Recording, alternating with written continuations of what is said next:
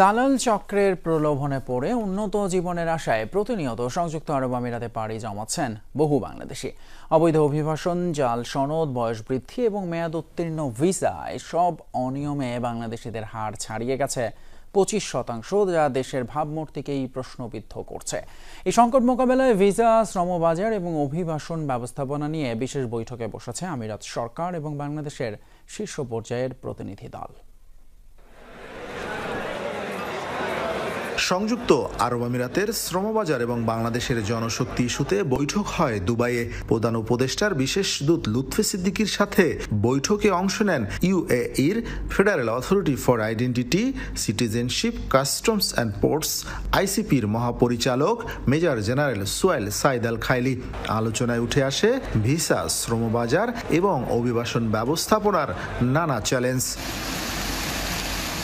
আমিরাত কর্তৃপক্ষ জানায়, রেসিডেন্সি ও ভিসা নিয়ম লঙ্ঘনকারীদের মধ্যে সবচেয়ে বড় অংশ এখন বাংলাদেশিরা, যা মোট সংখ্যার 25%-এরও বেশি। সাধারণ ক্ষমার সুযোগেও সাড়া দেননি অনেকে।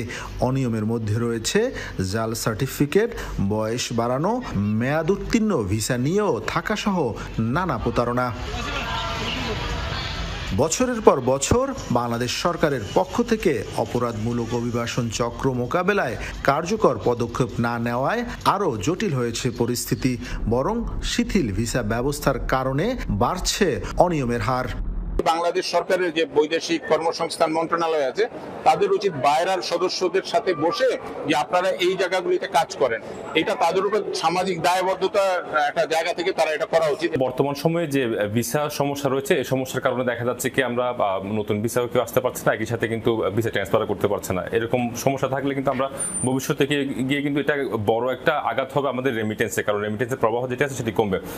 বৈঠকে বলা হয়, ভিসা অনুমোদন ও নিয়োগ প্রক্রিয়ার শুরুতেই কিছু অসাধু চক্রের প্রতারণার শিকার হচ্ছে সাধারণ মানুষ। ফলে বাস্তব খরচ ও প্রাপ্ত সুবিধার মধ্যে তৈরি হচ্ছে বড় ব্যবধান। উচ্চ শিক্ষিত এবং যারা স্কিল্ড এবং যারা ভাষাগত দক্ষতা আছে তাদেরকে কিন্তু এরা বিভিন্নভাবে সুযোগ দিচ্ছে এবং খুবই হাই স্যালারিতে বিভিন্ন প্রতিষ্ঠানে। আমরা এই সুযোগটার কিছু অসাধু ব্যবসায়ী বলি বা ভিসা ব্যবসায়ী, দালাল বলি, তারা এই জিনিসটাকে কাজে লাগিয়ে ফেক সার্টিফিকেট তৈরি করে, ওই যে আগে বললাম যে কিছু না যায় মানুষ আছে যাদের দিয়ে আর কিচ্ছু সম্ভব না, তাদেরকে নিয়ে এসে লাগিয়ে দিচ্ছে। নতুন নির্দেশনায় কর্মীদের বেতন ব্যাংকের মাধ্যমে পরিশোধ বাধ্যতামূলক করেছে দুবাই সরকার। এই নিয়ম লঙ্ঘন করলে নিয়োগকর্তাকে গুনতে হবে জরিমানা। দূতাবাস জানিয়েছে, অনিয়মে জড়িতদের চিহ্নিত করে নেওয়া হবে কঠোর ব্যবস্থা। মেহেদি রুবেল, যমুনা নিউজ, সংযুক্ত আরব আমিরাত।